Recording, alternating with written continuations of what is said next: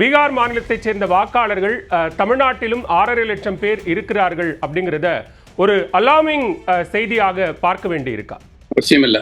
இது காலங்காலமா நடக்கிற சமாச்சாரம் தான், ஒன்றும் புதுசு இல்லைங்க. அவர்கள் இங்க வாக்களிக்கலாம், அவர்களுக்கான வாக்களிக்கும் உரிமை இங்க இருக்கு அப்படின்னு தான் அதை பார்க்கணுமா? நம்ம கான்ஸ்டிடியூஷன் படி எந்த குடிமகனும் எந்த இடத்துல இருக்கிறாங்களோ அந்த இடத்துல அவங்க வாக்களிக்க உரிமை பெற்றவர்கள். தமிழ்நாட்டு வாக்காளர்களினுடைய அந்த வாக்களிக்கும் உரிமையை பாதிக்கக்கூடிய வகையில இருக்கும் அப்படிங்கிற ஒரு அச்சத்தை வெளிப்படுத்துறாங்கல்ல, அது சரி? அது தவறான வாதம். இது ரொம்ப டேஞ்சரஸ். தமிழ்நாட்டில் இருக்கோம், தமிழ்நாட்டில் இருங்க. கர்நாடகா இருங்க. எங்க ஊருக்கு வேற ஒருத்தரும் வராதிங்க. வந்தா உங்களுக்குலாம் வாக்களிக்க விட மாட்டேன் சொல்ல முடியுமா? இந்த சீர்திருத்த நடைமுறைகளை பொலிட்டிசைஸ் ஆக்குறது அல்லது இதுல அரசியல் காரணங்களால் அல்லது அரசியல் அழுத்தங்களால் தான் இதெல்லாம் செய்யப்படுது அப்படின்னு சொல்ற குற்றச்சாட்டை எப்படி பார்க்கறீங்க? பொய், அப்பட்டமான பொய். அதுக்கு மேல நான் ஒன்றும் சொல்ல விரும்பல. இங்க வந்து வாக்களிச்சாலும் இங்க இருக்கக்கூடிய வேலை வாய்ப்புகள், இடஒதுக்கீடு மாதிரியான விஷயங்கள்ல சிக்கல் ஏற்படும். எனக்கு சிரிப்பு தாங்க வருது. எத்தையாவது சொல்லி நிறுத்தணும்னு பாக்குறாங்க, அவ்வளவுதான். புலம்பெயர் தொழிலாளர்களுக்கு ஒரு ஆபத்து அப்படின்னு சொல்லக்கூடியவர்களுக்கு நீங்க சொல்லக்கூடிய செய்தி என்ன சார்? அவன் ஒரு இந்தியனா மதிங்க, அப்புறம் ஆபத்துங்கிற வார்த்தை வராது. நியூஸ் 18 தமிழ்நாடு நேயர்களுக்கு வணக்கம். சிறப்பு நேர்காணலுக்கு உங்களை வரவேற்கிறோம். இந்த சிறப்பு நேர்காணலில் நம்மோடு இணைந்திருக்கிறார் முன்னாள் இந்திய தலைமை தேர்தல் ஆணையர் திரு என் கோபால்சாமி அவர்கள். சார் வணக்கம். சார், இப்போ பீகாரினுடைய சிறப்பு வாக்காளர் தீவிர சட்டத்தை தொடர்ந்து தமிழ்நாட்டிலும் அது தொடர்வதற்கான வாய்ப்புகள் இருக்கிறது. பீகார் மாநிலத்தைச் சேர்ந்த வாக்காளர்கள் தமிழ்நாட்டிலும் 6.5 லட்சம் பேர் இருக்கிறார்கள் அப்படிங்கிறத ஒரு அலார்மிங் செய்தியாக பார்க்க வேண்டி இருக்கா? அவசியம் இல்லை. இது காலங்காலமா நடக்கிற சமாச்சாரம் தான், ஒன்றும் புதுசு இல்லைங்க. எத்தனையோ பேர் நான் இப்போ ஒன்றும் இல்லை, நீங்க இதை எடுத்துங்களேன். ஒரு 100 வருஷத்துக்கு முன்னாடி, 50 வருஷத்துக்கு முன்னாடி எத்தனை பேர் பாம்பேக்கு போனாங்க தமிழ்நாட்டில இருந்து? தாராவி பூரா தமிழ் ஜனங்கள் தான் இருக்காங்க இல்லையா? அந்த மாதிரி இந்த மாதிரி ஒவ்வொரு ஸ்டேட்ல இருந்து இன்னொரு ஸ்டேட்டுக்கு போறது ரொம்ப சர்வசாதாரணமான சமாச்சாரம். பீகார்ல மேற்கொள்ளப்பட்ட அந்த SIR அப்படிங்கிறது மிகப்பெரிய அளவில் ஒரு தாக்கத்தை ஏற்படுத்தியிருக்கு. உச்சநீதிமன்றம் வரைக்கும் போயிருக்கிறாங்க. ஒரே நேரத்தில் இப்படி 65 லட்சம் வாக்காளர்கள் வரைக்கும் வாக்காளர் பட்டியலில் இருந்து நீக்கப்படுவது அப்படிங்கிறது இதுதான் முதல் முறையா? இதற்கு முன்னாடி நடந்திருக்குங்களா? இது பாருங்க, இது என்னன்னா 65 லட்சம் நீக்கப்படல, நீக்கப்படக்கூடிய சாத்தியக்கூறுகள் இருக்கின்றன. ஓகே, அப்படிதான் சொல்லணும். ஏன்னா ஆனா அதுல ஒண்ணு, யாரு டெட் ஓட்டர், அதாவது இறந்து போயிட்டார்களோ அவங்களதான் நீக்கி ஆத்தான் ஆகணும். அவங்கள சாத்தியக்கூறு இல்லை, அது செய்ய வேண்டிய சமாச்சாரம். அதே மாதிரி பர்மனண்டா ஷிஃப்ட் ஆயிட்டாங்கன்னா அவங்களையும் ரிமூவ் பண்ண வேண்டியிருக்கும். அதே மாதிரி தான் டபுள் என்ட்ரி, அதுவும் ரிமூவ் பண்ண வேண்டியிருக்கும். அதனால அதை பார்த்தீங்கன்னா இது அலார்மிங்கா ஒன்றும் கிடையாது. இதுல ப்ராப்ளம் என்னன்னா, ஒரு 2004-05 அப்புறம் 5 வருஷத்துக்கு ஒரு முறை intensive checking of the electoral roll பண்ணுவாங்க. அது பண்ண தவறிட்டாங்க. அது பண்ணாதனால நிறைய வித்தியாசம் வரும். ஒன்றும் இல்லை, சில ஸ்டேட்ஸில் சரியான முறையில் நடத்துவாங்க. இப்போ இந்த பீகாரில் பொறுத்தவரையில் என்ன சொல்லியிருக்காங்கன்னா, கிட்டத்தட்ட 2.5 லட்சமா நம்பர் கொடுத்து சொல்கிறாங்க. அத்தனை பேர் இறந்து விட்டவர்கள் பெயர்கள் இன்னும் இருக்கின்றன சொல்கிறாங்க. அதை நீங்கள் வருஷமோ இல்லை 2-3 வருஷத்துக்கு ஒரு தடவையோ நீங்கள் இறந்து போனவர்கள் யாருன்னு அது சரியா கணிச்சு பண்ணக்கூடிய வாய்ப்பு இருக்கு. ஏன்னா இறந்ததுக்கு அப்புறம் அவங்கள பற்றி ஒரு பதிவு செய்கிறாங்க. கிராமத்தில் உள்ள ரெக்கார்டில் பதிவு பண்ணுவாங்க, நகரத்தில் உள்ள ரெக்கார்டில் பதிவு பண்ணுவாங்க. அந்த ரெக்கார்ட்லேருந்து எலெக்ஷனோட கமிஷனோட ரெக்கார்டுக்கு அது வரணும். அல்லது இவங்க ஒவ்வொரு வருஷமும் கேட்கணும், இந்த வருஷத்து இந்த ஒரு வருடத்தில் எத்தனை பேர் இறந்து போயிருக்காங்களோ எத்தனை பேர் ரிமூவ் பண்ணணும். அந்த BLOன்னு ஒவ்வொரு வில்லேஜ்லையும் இருக்கும். அவங்களுக்கு நல்லா தெரியும் இந்த கிராமத்தில் இத்தனை பேர் இந்த போன வருஷம் இறந்து போயிருக்காங்கன்னு. அவங்களை ரிமூவ் பண்ணதுக்கு அவரே ஒரு எஃபர்ட் எடுத்துக்கலாம். அவரே எழுதி போடலாம் கமிஷனுக்கு. இவங்கெல்லாம் அவங்களோட சீஃப் எலக்டோரல் ஆஃபீஸருக்கோ இல்லை டிஸ்ட்ரிக்ட் சீஃப் எலக்டோரல் ஆஃபீஸர் கூட போகலாம். தாசில்தார் தான் அவருக்கு எலக்ட்ரல் ரெஜிஸ்ட்ரேஷன் ஆஃபீஸர். அவர்கிட்ட இவங்க சொல்லலாம், எங்க வில்லேஜ்ல இத்தனை பேர் போன வருஷம் செத்து போயிட்டாங்க, அவங்க பேர் எடுங்கன்னு. அது கூட எடுக்கலைன்னா அந்த அட்மினிஸ்ட்ரேஷன் சரியா நடக்கலைங்கிறது ஒண்ணு, அதை சரியா கவனிக்கலைங்கிறது இன்னொன்னு இருக்கு. அதனால அந்த மாதிரி சில மாறுதல்கள்லாம் இருக்கிறதுனால இது சரி, ஏதோ இத்தனை வருஷம் கழிச்சாவது பண்ணாங்களேன்னு சந்தோஷப்பட வேண்டியது, அவ்வளவுதான். இப்போ தமிழ்நாட்டில் மட்டும் மைக்ரண்ட் லேபரர்ஸ் பீகார்ல இருந்து ஒரு 6.5 லட்சம் பேர் இருக்காங்க அப்படின்னா அவங்க டபுள் என்ட்ரியில் இருக்காங்க அப்படின்னு புரிஞ்சுக்கணுமா, இல்லை அவர்கள் தமிழ்நாட்டில் வாக்களிக்க தகுதியானவர்கள் அப்படின்னு அதை பார்க்கணுமா சார்? 6 லட்சம் பேர் இருக்காங்கிறது அந்த கணக்கு எங்கேருந்து வந்து எனக்கு தெரியாது, அதனால அதை விட்டுடுங்க. நான் என்ன சொல்லுவேன்னா, நம்பர் ஏதோ ஒரு நம்பர், வாட் எவர் நம்பர் இங்க இருக்காங்க வச்சுக்கோங்க. எப்படி நம்ம வந்து ஒரு ஊர்ல இருந்து இன்னொரு போச்சு அந்த ஊர்ல ரெஜிஸ்டர் பண்ணிக்கிறோமோ, ஓகே, அதே மாதிரி அவங்க அந்த ஊர்ல இருந்து இங்க வந்திருக்காங்க, ரெஜிஸ்டர் பண்ணக்கூடிய வாய்ப்பும் லீகலி அவங்களுக்கு அந்த உரிமையா இருக்கு. ஓகே. ஸோ இப்போ அப்படி இருக்கும்போது அவர்கள் இங்க வாக்களிக்கலாம், அவர்களுக்கான வாக்களிக்கும் உரிமை இங்க இருக்கு அப்படின்னு தான் அதை பார்க்கணுமா? ஆமா, அதாவது நம்ம கான்ஸ்டிடியூஷன் படி எந்த குடிமகனும் எந்த இடத்துல இருக்கிறாங்களோ அந்த இடத்துல அவங்க வாக்களிக்க உரிமை பெற்றவர்கள். அதுல ஒரு மாற்று கருத்து கிடையாது, எந்த இடத்துல இருந்தாலும். இப்ப நான் வந்து ஒரு 25 வருஷம் குஜராத்ல இருந்தேன், வேற வேற இடத்துல இருந்தேன். எந்தெந்த இடத்துல இருந்தேனோ டிரான்ஸ்ஃபர் ஆகி ஒரு இடத்துல இன்னொரு இடத்துக்கு போனா அங்க போய் ரெஜிஸ்டர் பண்ணிப்பேன். அதே மாதிரி அங்கேருந்து டெல்லிக்கு போனப்போ டெல்லியில் ரெஜிஸ்டர் பண்ணிட்டேன், டெல்லியில இருந்து சென்னைக்கு வந்தப்போ சென்னையில் ரெஜிஸ்டர் பண்ணிட்டேன். அந்த மாதிரி யார் எங்க மாறி போறாங்களோ அந்த மாதிரி நிறைய இடத்துல இருக்கு. இப்போ நிறைய பெங்களூர்ல நிறைய பேர் இருக்காங்க, வட மாநிலத்தவர் நிறைய பேர் இருக்காங்க. அவங்க வந்து ஐடி செக்டர்ல வேலை செய்ய வந்தவங்க இருக்காங்க. அதே மாதிரி ஐடி செக்டர்ல வேலை செய்ய வந்த மற்ற மாநிலத்தவர்கள் ஹைதராபாத் இருக்காங்க, பாம்பேல இருக்காங்க. அவங்களுக்கு அங்கங்க அந்தந்த இடத்துல அவங்களுக்கு இதுல வாக்காளர் பட்டியல்ல தங்க பேரை சேர்க்கறதுக்கு உரிமை இருக்கு. சட்டப்பூர்வமா அவர்களுக்கான அந்த உரிமை இருக்கு. ஆனா அதே நேரத்தில் அது தமிழ்நாட்டு வாக்காளர்களினுடைய அந்த வாக்களிக்கும் உரிமையை பாதிக்கக்கூடிய வகையில் இருக்கும் அப்படிங்கிற ஒரு அச்சத்தை வெளிப்படுத்துறாங்கல்ல, அது சரி? அது தவறான வாதம். இது ரொம்ப டேஞ்சரஸ். ஓகே, இப்போ நாளைக்கு வந்து இதையே திருப்பி போடலாம்ல. பாம்பேல இருக்கவங்க எல்லாம் வெளில வரட்டியா, அவங்க எல்லாம் ஏன் இங்க போடணும்னு கேட்கலாம். பாம்பேல இருக்க மராட்டி தவிர எல்லாரையும் வெளில அனுப்பு. இது நியாயமா? இது இந்தியன் தான் கணக்கு. அதை புரிஞ்சுக்காம நம்ம வந்து தமிழன், வடக்கத்துக்காரன், இல்ல கர்நாடகக்காரன், இல்ல மராட்டிக்காரன் சொல்றது தவறு. இன்னொன்னு உங்கள்ட்ட சொல்றேன், எத்தனை தடவை இங்க இருந்த தலைவர்கள் டெல்லியில எலெக்ஷன் நடக்கும் போது டெல்லியில உள்ள தமிழர்களை போய் சந்திச்சு நீங்க யாருக்கு ஓட்டு போடணும்னு சொல்றாங்கல்ல, எங்க ஊருக்கு வந்துடும் சொல்றாங்களா இல்லையே? நீங்க இங்க இருக்கீங்க, இங்க ஓட்டு போட உங்களுக்கு உரிமை இருக்கு, இங்க ஓட்டு போடுச்சு இன்னாருக்கு ஓட்டு போடணும்னு சொல்றோம். கரெக்டுங்களா? அப்ப நம்ம அங்க போய் சொல்றது இல்லையா? நீ அங்க இருந்த இதை அங்க இருந்தும் மொத்தம் சொல்றது இல்ல, இங்க வந்து எங்க ஊரு ஓட்டெல்லாம் நீங்க கலைக்கிறீங்க, நீங்க எல்லாம் போயா இல்ல இங்க ரெஜிஸ்டர் பண்ணிக்காதீங்கன்னு சொல்றாங்களா இல்லையே? அதே மாதிரி தாங்க இது. அது வாக்காளர்களினுடைய எண்ணிக்கை குறைவாக இருக்கும் போது அது சரி. ஆனா இது வாக்காளர்களுடைய எண்ணிக்கை கணிசமா அதிகமா இருக்கு, வெற்றி தோல்வியை தீர்மானிக்கக்கூடிய அளவுக்கு இவங்க இருக்காங்க. அதெல்லாம் தவறான வாதம், மிக தவறான வாதம். நீங்க ஒரு இந்தியனா இருந்தா இந்தியனா எங்க போய் இருக்கிறதுக்கும் உங்களுக்கு ஒரு உரிமை இருக்கிறது. அந்த உரிமையோட சேர்ந்து வாக்காளரா அங்க இருக்க வேண்டிய உரிமை, இருக்கக்கூடிய உரிமை இருக்கிறது.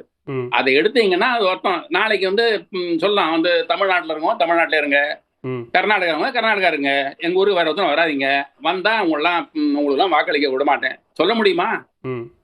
நீங்க இந்தியாவில் இருக்கிறவர்ல இதுதான் உங்களுக்கு இது, அதுதான் லா, அதுதான் அதுபடிதான் நடக்கணும். இப்ப இந்த ஒரு வழக்கமான தேர்தல் ஆணையத்தினுடைய நடைமுறை சீர்திருத்தம் தான் இந்த எஸ்ஐஆர் மாதிரியான செயல்பாடுகள் அப்படின்னு சொல்றீங்க.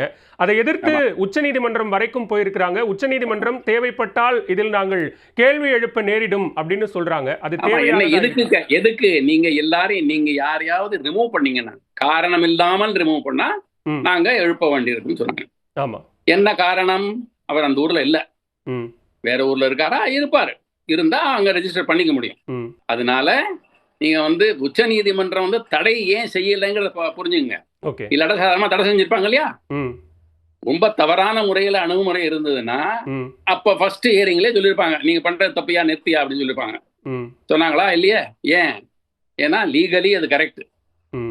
ஆனா என்ன சொன்னாங்க, நீ வந்து ஒருத்த பேரை எடுக்கிறதா இருந்தா அதுக்கு உள்ள முறைகள் விதிமுறைகளை ஃபாலோ பண்ணும், அதுபடி செய்யணும்.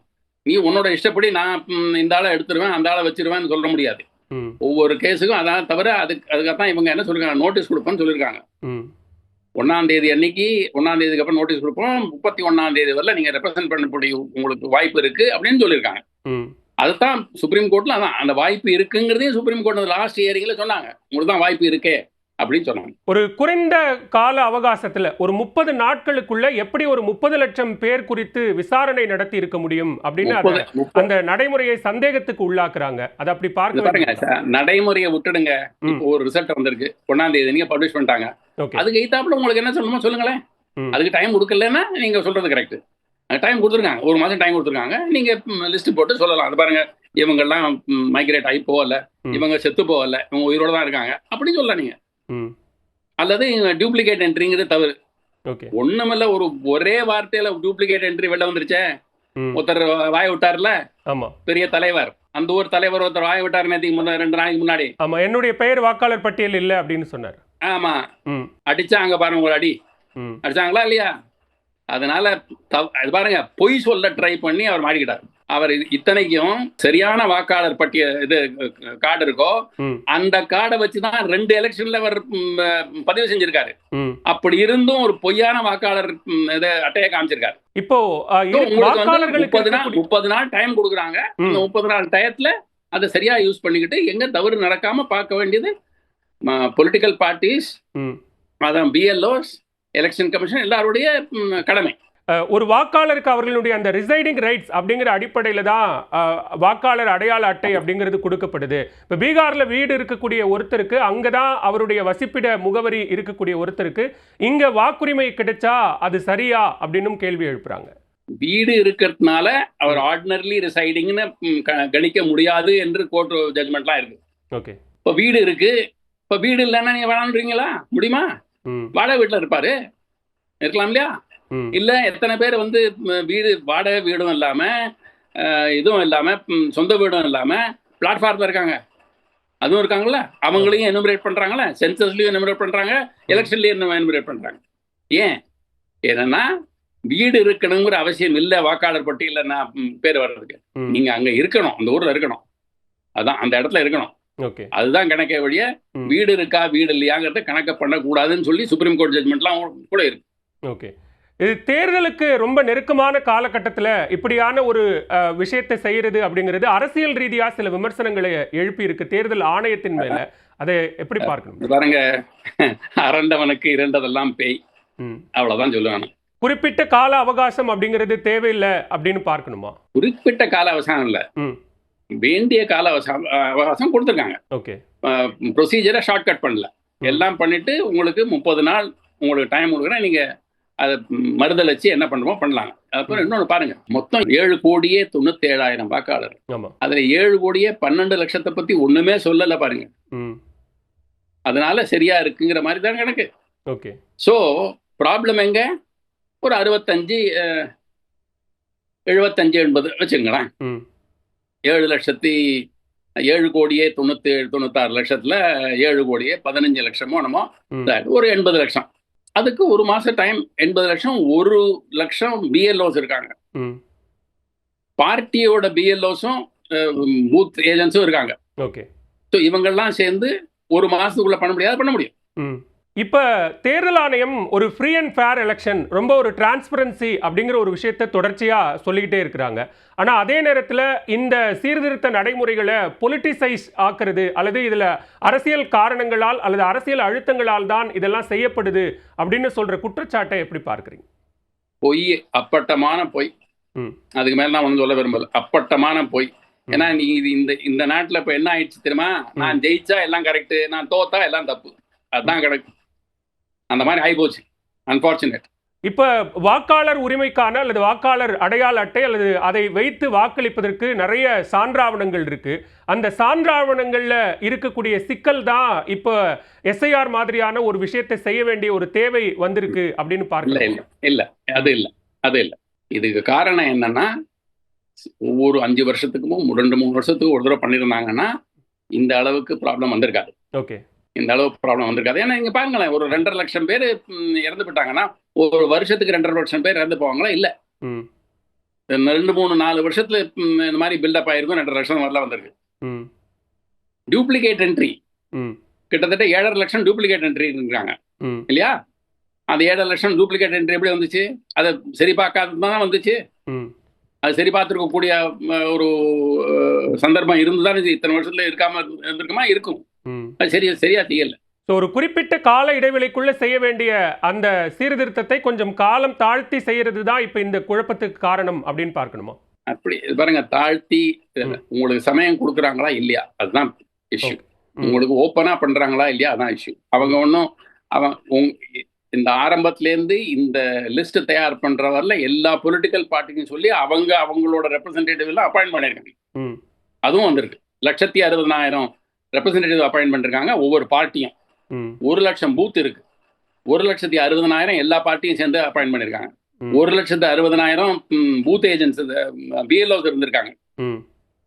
அதனால ஏனோ தானோ பண்ண சமாதானம் இல்லை, சரியான அணுகுமுறையோட பண்ணிருக்காங்க. எல்லாருக்கும் இதுக்கு பத்தி விஷயம் சொல்லியிருக்காங்க, சொல்லிட்டு தான் பண்ணியிருக்காங்க. இப்போ மைக்ரண்ட் லேபர்ஸ் வந்து இங்கே அது சட்டப்பூர்வமாக அவங்க இங்கே வந்து வாக்களித்தாலும் இங்கே இருக்கக்கூடிய வேலை வாய்ப்புகள், இடஒதுக்கீடு மாதிரியான விஷயங்களில் சிக்கல் ஏற்படும். எனவே அதை நாம் வந்து ஃபில்டர் பண்ணணும் அப்படிங்கிற கோரிக்கையை சில அரசியல் கட்சிகள் வைக்கிறாங்க. அதை எப்படி பார்க்கணும்? எனக்கு சிரிப்பு தாங்க வருது. எத்தையாவது சொல்லி நிறுத்தணும்னு பார்க்குறாங்க, அவ்வளோதான். அந்த மாதிரி ஏற்படுறதுக்கான வாய்ப்புகள் இல்லை அப்படின்னு சொல்கிறீங்களா? இல்லைங்க. ஏன்னா இப்போ நீங்கள் ரிசர்வ்ட் கான்ஸ்டிடுவன்சியில் ரிசர்வ்ட் கான்ஸ்டிடுவன்சியில் நிற்கிறவன் தான் ரிசர்வ்ட் கான்ஸ்டிடுவன்சியாக இருக்கணும். வாக்கு அளிக்கிறவன் ரிசர்வ்ட் கான்ஸ்டிடுவன்சி உள்ளவனா தான் இருக்கணும்னு அவசியமே கிடையாது. ஆமாம், கரெக்ட் தானா? ஆமாம். அப்படி இருந்துச்சு எங்கே ப்ராப்ளம் வரும் சொல்லுங்க? ரிசர்வேஷன் அது இதெல்லாம் சொல்கிறீங்களே, எங்கே ப்ராப்ளம் வரும்? அவங்களேருந்து ஒருத்தன் நின்னா ரிசர்வ் கான்ஸ்டிடுவன்சியில் நான் சொல்லலாம், நீ ரிசர்வ் கான்ஸ்டிடுவன்சி இருந்தாலும் நீ அதை முதல்ல ப்ரூவ் பண்ணு கேட்கலாம். ஸோ வழக்கமான ஒரு தேர்தல் ஆணையத்தினுடைய ஒரு நடைமுறை சீர்திருத்தம் தான், இதுல எந்தவித சிக்கலும் வராது அப்படிங்கிற வழக்கமான முறைதான். ஆனால் இதுக்கு முன்ன சில வருடங்கள் செய்யாததுனால இது ஒரு பெரிய உருவம் எடுத்திருக்கு. தேர்தல் ஆணையம் ஒரு அட்டானமஸ் பாடி, அதற்கான தன்னிச்சையான சுதந்திரம் இருக்கு. இப்படி ஒரு நடைமுறையின் போது நீதிமன்றத்தை அணுகுவது அல்லது அரசியல் கட்சிகள் நிறைய குற்றச்சாட்டுக்களை, புகார்களை முன்வைப்பது அப்படிங்கிறத தேர்தல் ஆணையம் எப்படி எடுத்துக்கும்? அது எனக்கு தெரியாதுங்க, அவன் என்ன பண்றாங்களோ தெரியாது. ஆனா ஒண்ணு, கோர்ட்டுக்கு போறதுக்கு எல்லாருக்கும் உரிமை இருக்கு. தவறு செஞ்சால் அதை தட்டி கேட்கறதுக்கு உரிமை இருக்கு. அதை அவங்க பண்ணிட்டு தான் இருக்காங்க. அதில் ஒன்றும் எல்லாரும் கோர்ட்டுக்கு போயிருக்காங்க, எல்லாரும் கோர்ட்டில் அதை பற்றி வாதாடி இருக்காங்க. கோர்ட் அவங்க டிசிஷன் கொடுத்துருக்காங்க. அதனால அந்த நடைமுறையில் சரியாக தான் நடந்திருக்கு. அதில் ஒன்றும் தவறாக நடக்கல.